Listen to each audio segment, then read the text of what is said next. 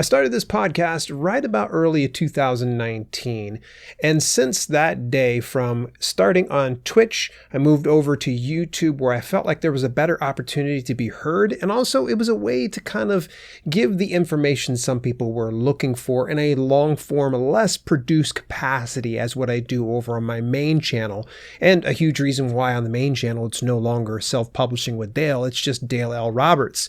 And there's that distinction now between the Self-Publishing with Dale podcast and Dale L. Roberts. And that's what brings us up to the 200th episode. And it just tickles me to death that you've taken any amount of time to spend with me over the years, or even if you're just brand new to this. This is the 200th episode in theory, but actually there's probably been far more because actually I've had interviews and I don't throw those interviews in with that count. And I've actually to date have had over 125 interviews. And there have been many experts and insiders that I've interviewed. So I really wanted to do this 200th episode celebration the right way. And it wasn't to give away products or pat myself on the back. I wanted to actually have a friend come over onto the podcast and just grill them with questions, and especially about launching a best-selling book. So that's what leads us to today's 200th episode and the topic of writing and publishing a best-selling book with my good friend Nick Thacker. And this was all done live over on the YouTube channel. And keep in mind, this was an hour and 17-minute conversation that I condensed down to about 35 minutes of the conversation and the back and forth that we had. So if you want to get additional footage of that, I'm actually going to link inside the show notes all the information that you need to know to get on over to that video and watch it full. I would end up doing the full, thing here, but honestly, it's going to be a long one and it's a little bit scattered when we went into the question and answer. So we're just going to stay on topic here. So again, thank you so much for your support. So without any further ado, let's get on into the 200th podcast episode. Writing and publishing a best-selling book. You hear a lot of these online gurus and experts spouting about this and that you got to do their systems, you got to do that system, and you got to, you know what, let's just cut away all of the fluff and all the BS that's out there, because I'm actually going to bring in someone who has walked the walk, talked the talk, and he's actually quite the resource. In fact, let me just share just a little bit with you here. His name is Nick Thacker. He's a USA Today best-selling author renowned for his gripping suspense and thriller novels, as well as his nonfiction books dedicated to self-publishing. Highly recommend them, by the way. He has also made a significant impact in the literary world as the founder of Author.email, an email marketing service tailored specifically for authors, facilitating effective reader engagement and book promotion. And most notably, Nick serves as the Vice President of Author Success at Draft Digital, a platform aiding authors in self-publishing and distribution, as you might know. His multifaceted roles showcase his dedication to both crafting compelling narratives and empowering fellow authors on their publishing journeys. So I am just absolutely geeked up to share with you guys today, Nick Thacker. Nick, how you doing, buddy? I am doing quite well, man. That was one hell of an intro. I really appreciate that. Nick, I'm going to blow it up now. We're going to go ahead and talk a little bit more about best-selling books. Let's just kind of lay the groundwork. To you, what is a best-selling book? I like the definition of a book that sells well because it allows enough, I guess, articulation from whoever's doing the selling or from whoever the author is. Meaning, what a bestseller looks like for me at this point in my career might look different to some other author. And I think that's meant to be encouraging, right? I can have a best-selling book that, according to my definition, and you can have a best-selling book that didn't sell as many copies, but is still, in your definition, a best-selling book. I don't know if that's making any sense, but I don't think it has to be a label like it's got to be USA Today or Amazon hit #1 in a category, because these are games that you can, or these are systems that you can game, right? And there's nothing wrong with those necessarily, but I like selling books. And if a book sells well, I would call it a bestseller. Nice. Share with me a little bit. You actually had become a USA Today best-selling author. So what was that process like, and what does that compare to becoming a bestseller on a place like Amazon? Yes, that's a big question. I am a USA Today best-selling author, or I guess I should say I'm 1/20th a USA Today best-selling author. So quite a few years ago, I'm sure up until the USA Today list sort of stopped and is, I guess now restarted, Yeah. there was this game you could play where you put in some money that's used for promotion and you submit a story, and it becomes part of a box set, 20 books, all in one box set for 99 cents. And it has to be wide, so it has to be on multiple platforms. And within 1 week, you have to make a certain amount of sales. And if you do, you get to be a best-selling author according to USA Today. That is probably still something you can do. I haven't really looked into it recently because like I said, the list sort of stopped and they killed it and then they brought it back and I don't know what they're doing with it. On the other hand, there's the Amazon bestseller. This is the orange bestseller tag. You can get the little, orange tags, what we call them. Yeah. And those are great. They imply that books have been sold, but again, it's so vague because it really depends on the category that you're in. If I get an orange tag in mystery and thriller, that's a lot of sales, right? Or I should say it this way: it takes a lot of sales to get to number one in that overall category. But if you're in some really, really specific granular niche category where there's maybe 2 or 3 books a month that are released, it's not that hard to get that orange bestseller tag. So the quantity of sales don't determine if you're going to get an orange tag. It's really how big the category is you're selling in. So that's why I go back to, yes, you can use that as your definition for best-selling author. But I want to urge any newer author to not need to define it that way, because you can have what you call a bestseller. Everyone's got their best-selling book. Does that make sense? Like, Yeah. if I've released 2 books and one of them sold more than the other one, I would say the first one is my best-selling book. I'm going to stop there because I know that it just depends on the definition. It just depends on what you're targeting, what you're trying to do. What is your perceived value of that orange tag over on Amazon? What is your thoughts about bestseller on Amazon? Is it all that in a bag of chips, or is it just a lot of fluff, smoke and mirrors?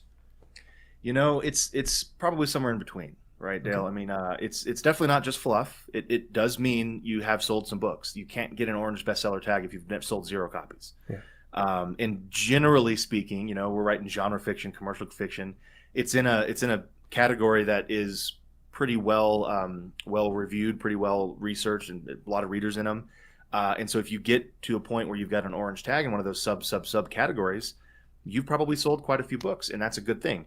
But again, it's sort of like putting the cart before the horse. If you're targeting just getting an orange tag, or if you're targeting just getting USA Today bestseller, you're kind of missing the point. I really believe the goal is to try to find more readers and engage with them. And getting a bestseller tag or USA Today bestselling status might, again, imply that you've sold a lot of copies and you've engaged with some readers, but it doesn't have to. I didn't engage with any of the readers when I got USA Today bestseller status, right? It was just a game that we played. Put the money in and get the USA Today tag out.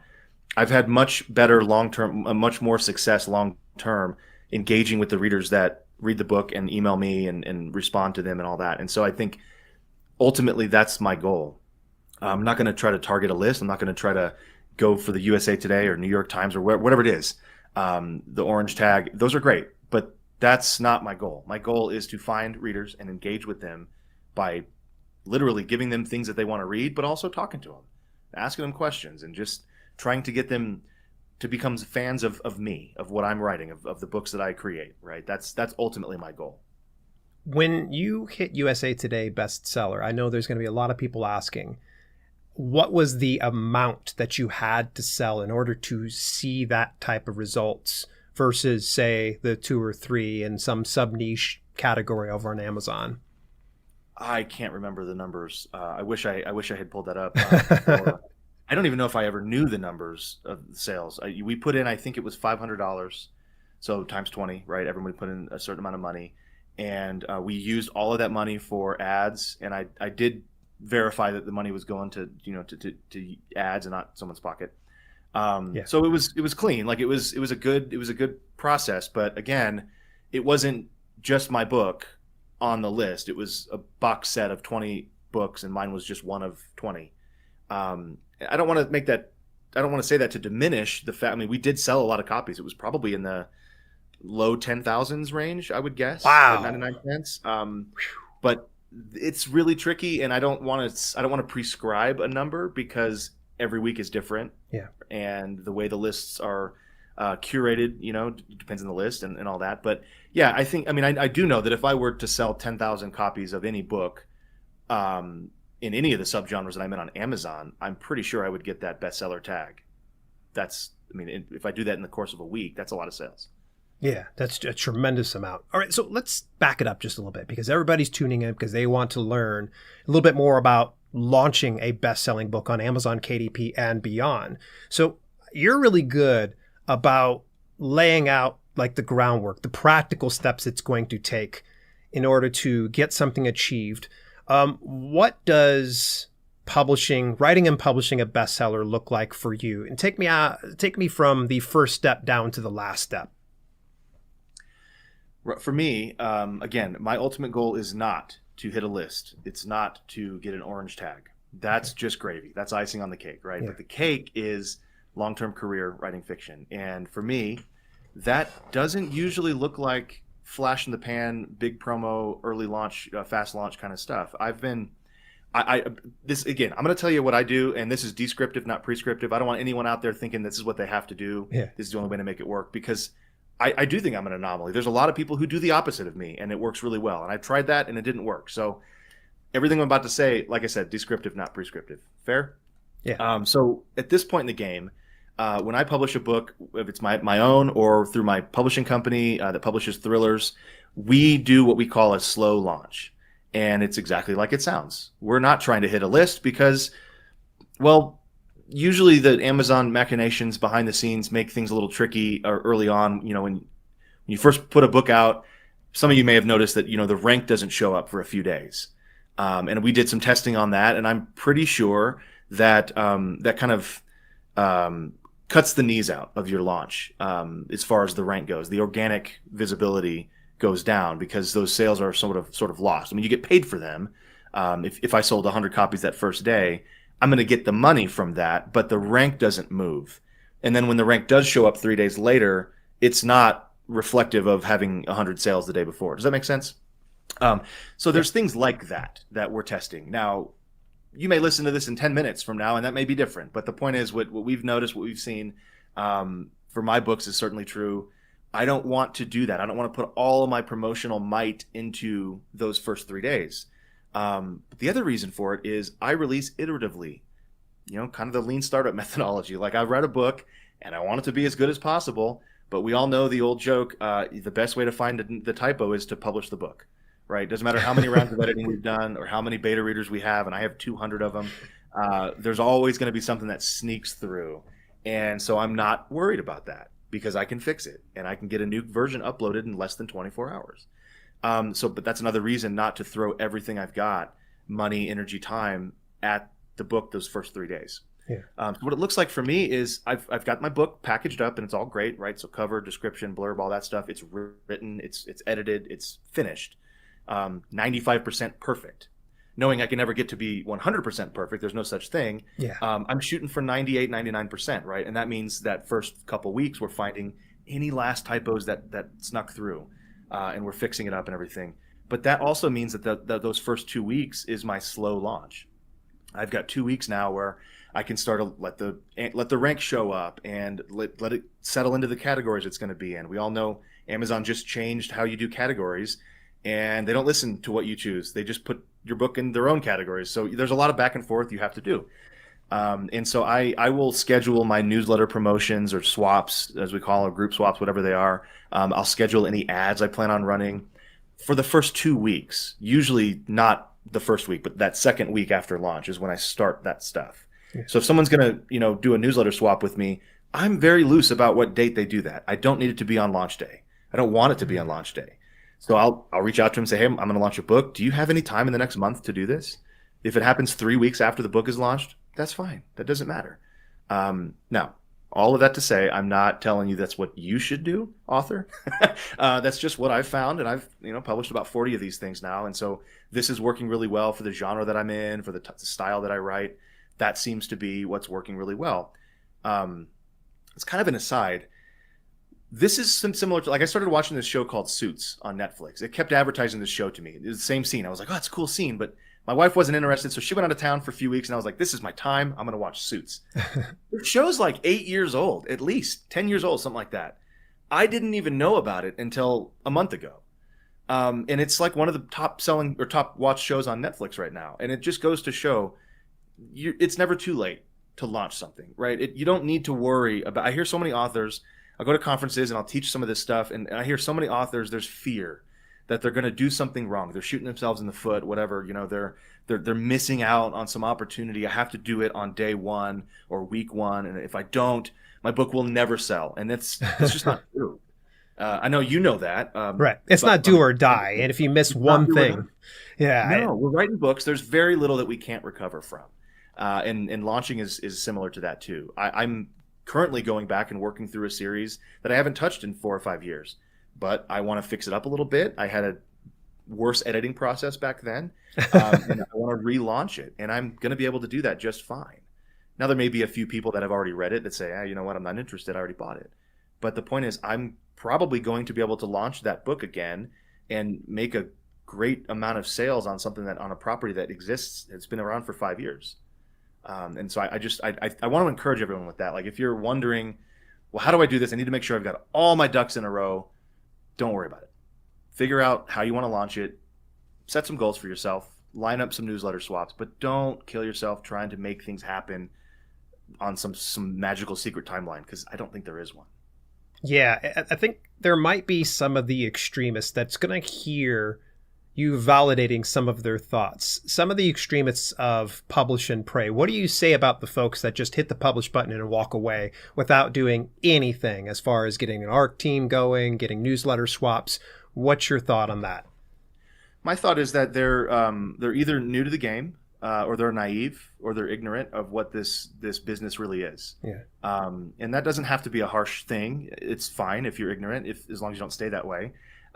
If you don't know something, go find out. But the truth is, and I'm talking to you, author, listening to me right now, answer this question. If you think that's the way to launch a book, you squirt it out there and wait. You are an author, and that's great, but you're not an entrepreneur. You're not a business owner. These are two different activities. You are allowed to do that. But if you want to have a career at this, if you want to actually build something long term, you need to put a little effort, time, probably some money into that marketing, which typically happens after the book is launched, but sometimes it's before. The point is, you got to be looking at this like a business. And that sounds super obvious, but that's what I would answer to someone who says, well, I don't know what to do, so I'm going to do nothing. And my answer is, do something and test it. And if it works well, do more of it. And if it doesn't work well, do something different or less of it. It's all a game, and we're all learning how to play it. And the rules change every day. That's the frustrating part. Yeah. What can I do to increase the odds of a reader buying my book? That's a big question. Well, you got to think in terms of the funnel. And this is going, again, right back into the marketing landscape. That's my background, so that's what I kind of go to. But picture a funnel, right? It's got a big opening and then a smaller little, I don't even know if you guys can see that, but you know what a funnel looks like. Go picture a funnel. Yeah. The top of the funnel is where you're collecting all the people who might potentially become your reader. And the bottom of the funnel is a super fan, is someone who's bought your book and signed up to hear from you. The question is, how do you get people into the top of that funnel? And how do you curate them into the point where they are a super fan? And that's what book marketing is. Now, I mean, I can answer that question by going into gratuitous detail. But the truth is, the simple answer is, you can do almost anything you want. There's a lot of tested and tried methods that work well. Advertising, social media, email marketing. Sorry, my finger's over here. But there's things that we haven't tried as much. Billboard advertising. Maybe there's a way to get some offline, truckers listening to your audiobook by looking at a billboard. The point is, you can do all sorts of things. And the real answer is, you need to test it for yourself, because you're different than me. You write in a different genre than me. Even if you're in the same genre, you write in a different style. You have a different voice. You have a different readership. And so generally, I can say those are the three big buckets. Figure out how to advertise, figure out social media, which is branding these days, and figure out email marketing. And I mean, figure those out. Those should be foundational. I believe every author should do those three things all the time. If you're a master at those three things, then you can start adding on, I'm going to go do, billboard advertising, or I'm going to go make a bunch of posters and stick them up on, the side of Barnes & Noble, whatever it is. The point is, those are the three big ones that I would recommend starting with. But also, if you're further along in your career and you're just kind of losing sight of some things, go back to those three things. Those are foundational for marketing. Those are the three things that make up that funnel for me, right? So the top part of it, I use advertising to get people into the top of that funnel.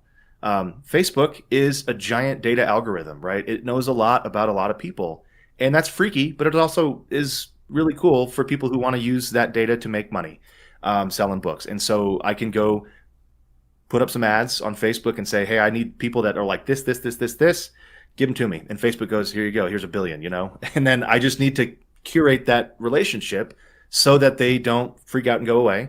And eventually they buy my book and then fall in love with me as a writer and buy all my stuff. And I know it sounds oversimplified, but that's really all it is. That's all it comes down to. I love you brought up billboards. I know this is going to go off on a little, tangent here. That's what you and I are good for. I expected nothing less, man. Yeah. Have you done billboards before? And if so, what was the results that you got?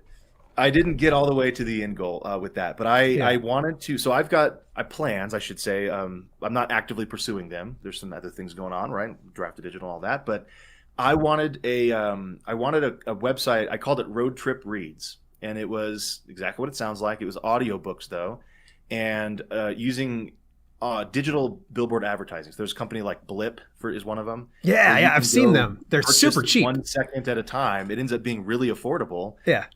You can get a billboard, and it's full-size billboard on the side of a highway, and you literally can click on a map, and I want this corridor or this or that or whatever. You can spend as much money as you want, obviously. And I wanted to advertise to truckers, so people on road trips, basically. Yeah. And you would see it wouldn't be a QR code, but it would be a website that I tell people to go park your car while you get gas and then go to the website. Don't do it when you're driving. Maybe the passenger in the car sees it and goes to the website, and they're immediately met with an audiobook that just starts auto playing, whatever it is, right? Mm-hmm. And I was even thinking we could get more specific with genre, like road trip romance or something like that, and it would be romance book, and it just starts playing right there on your phone, and so you immediately are hopefully immersed in this audiobook. And then about a chapter or two into it, it gives you, hey, do you want to keep reading, or do you want to go to the next one, or whatever? And if you want to keep reading, you purchase the audiobook and it goes to your phone and you start playing. So that was the idea. It's a little half-baked at this point, but I think there's a lot of things like that where we have structures for advertising that authors haven't even started exploring yet. TV commercials is another one, right? But I don't want to get into that. But the point is, I think this stuff is totally possible. But I don't recommend doing anything like that until you get those three core competencies in marketing down: email marketing, social media, advertising. You've covered quite a bit in the short time we've been chatting here. But let's take a step back here. You've seen scores of indie authors come and go, especially through the headquarters or over Draft to Digital and at conferences and such like that. What would you say are like the three biggest mistakes indie authors are doing when they're launching their books? Specifically for launching their book, the biggest mistakes. Wow. I think the biggest one, I haven't massaged these very, very much, so maybe this isn't the biggest one, but to me, it seems like one of the bigger ones is authors don't go outside of themselves for feedback for whatever reason. Maybe there's a fear that they're going to have a vulnerability exposed. But it turns out we authors are very creative in certain areas and not very creative in others. And so if we've got the bandwidth to produce an entire book, that's great. But maybe you're not the cover designer for that book, right, author? And so a lot of times authors will pop out a book that they're so excited about that it otherwise is very good, but no one will ever open it and see what's inside because the cover sucks, the description's off base, the blurb, it's in the wrong category, that kind of thing. So it really seems to be a big mistake that authors only trust their own input, right? What I'm getting at is, guys, you need a network. You need a network of people who you trust, who are in the game, who can say, honestly, listen, Dale, your book is great, man. Cover's not working for me. What if you tried this? That doesn't have to be insulting. You need to find a network of people who can do that for you. It doesn't have to be huge, but 3, 4, 5 people that you can give that to and say, hey, you write in this genre, or you've seen this genre. what do you think of this book package, right? And they can give you that advice. Another big one is part of the book itself not editing well. I don't believe that we all need to be paying, dev editors and copy editors and line editors. Those are great people and they're fun to work with. If you can afford them, do it. There are ways to not need to do that, but you need to do something. You need to have some kind of editing process in place where you're just making it as, if people are going to give you a 1-star review, it better be because they just don't like you, not because your book is poorly edited. There's just no excuse anymore. Does that make sense? Yeah. What would you recommend? I mean, if somebody can't, afford an editor, do they just stay to themselves, or do we go back into the concept of building out a network like what you were just saying? That's my answer. Yeah, I do think self-editing, that's an art and a skill set in and of itself. And a lot of authors don't take the time to practice that because it kind of sucks. I don't really like doing self-editing, but it is very crucial. Before anybody else needs to see the book or it sees the book, I need to go through and self-edit. And over the years, I've come to understand really what that means and how hard that can be. It's not just reading it and going, yeah, it's good. It's really diving in and maybe reading a chapter backwards, to make sure you can catch it, whatever it is. There's a whole process for all this stuff. Go look up there's books on self-editing for writer, I think is what it's called.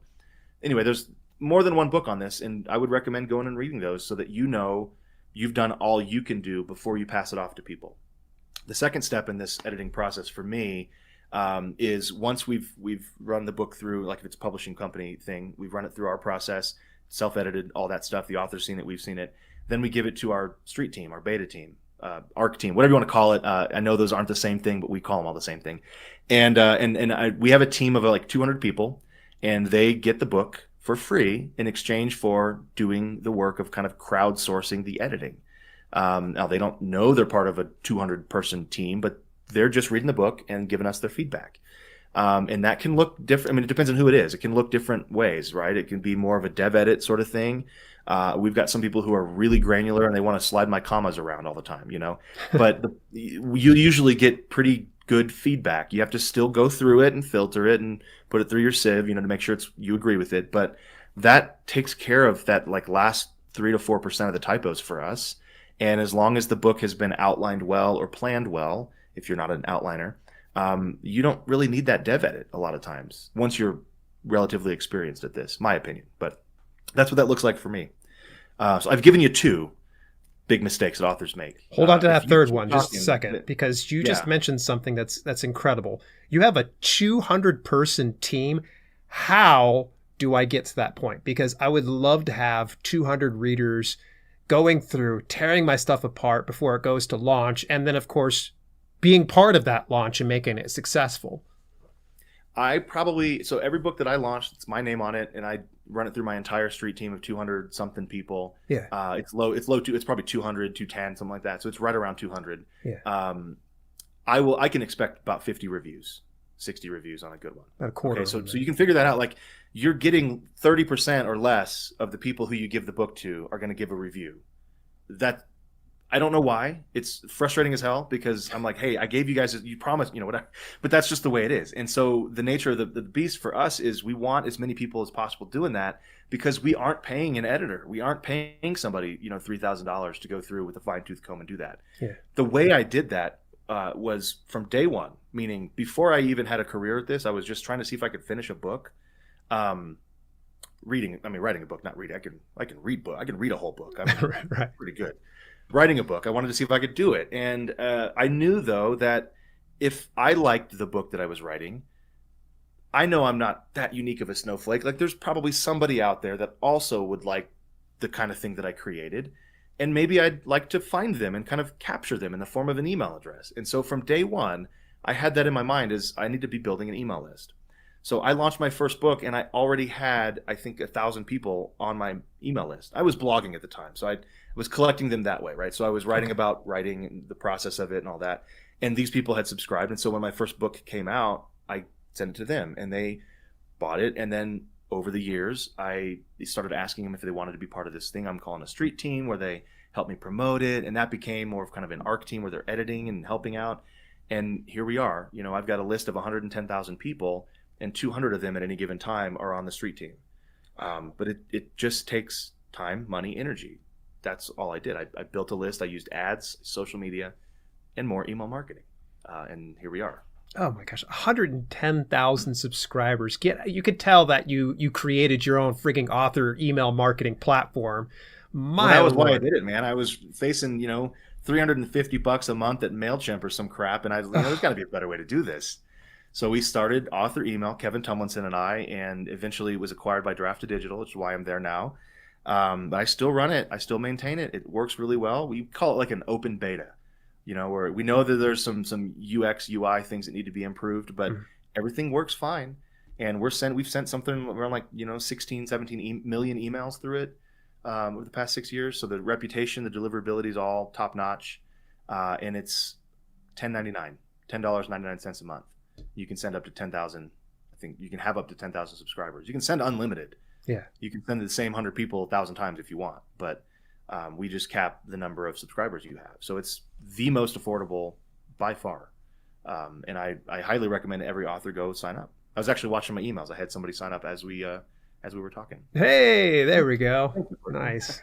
Good stuff. Well, okay, so there was a third point you were getting ready to go into. No, there wasn't. I was going to say I gave you two, and I can't think of a third one. But if you keep talking, I'll probably come up with one. Yeah, exactly. You and I riff enough, we'll probably be able to come up with something really, really good. Think of something. Yeah, there's lots of mistakes we make. So yeah, between you've got the cover, you've got the advanced marketing and building up that team. What are your thoughts about the actual book description, the blurb that you're putting out there, and also the price point? Is that going to make or break the success of a book? I don't think it's going to make or break the success, man. I do think there's a way to market your way through anything you do poorly, if that makes sense. Gotcha. As long as you've got a good product, you can, I don't mean poorly like you've got a bad book or something like that, but if your book is good and you want to price it at $9.99, there is a way to market to sell books at $9.99. Now, it is going to be harder than if you market that book at, price it at $1.99 or $2.99, of course, because price is a big lever that customers pull, right? However, it's not going to make or break anything. That's my point. From day one, I launched at $6.99 for my full-length thrillers, which is, especially back then, it was on the higher end, right? A lot of these self-pub books were 99 cents or $1.99. My goal was to position, and this is kind of branding, marketing, positioning, but I wanted to position myself as an author as one of the big name traditional authors, right? So the James Rollins, the Andy McDermotts, the Matthew Riley, Dan Brown. These guys are traditionally published, and traditional publishers don't understand how ebooks work, and they're in the business of printing on dead trees. And so they price their ebooks at like $14.99, and then their paperback mass market is like $12.99, right? And so I thought, I'm gonna look like an on sale traditionally published thriller author. I want people to think, oh, this guy, his ebook is only $6.99. I can go get a James Rollins one for $14.99, but I've never heard of this guy. Maybe I'll try him out for $6.99. But if I put it too cheap, if I put it too low, people go, oh, this is one of them self-published books, and that was taboo back then, right? Yeah. So that was my goal. That was the sole reason I did it. It was pretty arbitrary at the time. I didn't know what I didn't know, and I tried it, and it worked. But I had to market my way through it. I could have sold a lot more books if I had put it at 99 cents because everything just was a little easier. Advertising was cheaper, right? But I did $6.99 because I believed that's how I wanted to position myself as an author. So I just did it. That's not a very defined response. I apologize, but that's kind of part of the decision-making. You have to have a good book. And if you think your book is good, it can be better. So the next one you write, make it better. Challenge yourself to make it better. But all the other stuff is just levers we pull, and it's things that change. And as market trends ebb and flow, like nothing that you do will make or break your book unless your book is not good enough to make it. Okay. But again, as you know, that alone isn't enough to make it. Like if your book is fantastic, you still have to market the thing because no one's going to know it's there. So I think it's just a combination of all these variables and factors, but. Very good. Something that I would love to kind of share is something you're probably not going to say anyways, and he's not paying me to say this, but you've got a whole website that you're really building out with some great course materials for people called Book Career in a Year. Share with me a little bit more about that. I've already taken the dictation course, which is, by the way, one of the best that I've ever taken, although I've never taken any other dictation courses. Well, now you don't need to. Yeah, exactly. You also have a course on outlining, and I think you've got another one coming out. So fill me in on bookcareerinayear.com. No, I appreciate it. I wasn't going to say anything because this is just it's like just a way that I wanted to collect all of the nonfiction stuff over the years that I've worked on. Like you said, courses, but in the past I wrote nonfiction books. I'm still working on, if any of the Drafted Digital folks are watching, I owe them a book on email marketing that I totally have finished 5 times and I just rewrote. The point is, that's an example of the kind of stuff that I work on that's not fiction. I've always loved doing that. I've always that's how author email came to be. I thought, well, there's got to be a better way. Let me figure out how to do it. And I break things a lot and fix them, and then they end up becoming something that's valuable to authors. So anything that's not Drafted Digital, or the things we mentioned like author email, and then the other one is self-pub book covers, which is that's my role at Drafted Digital.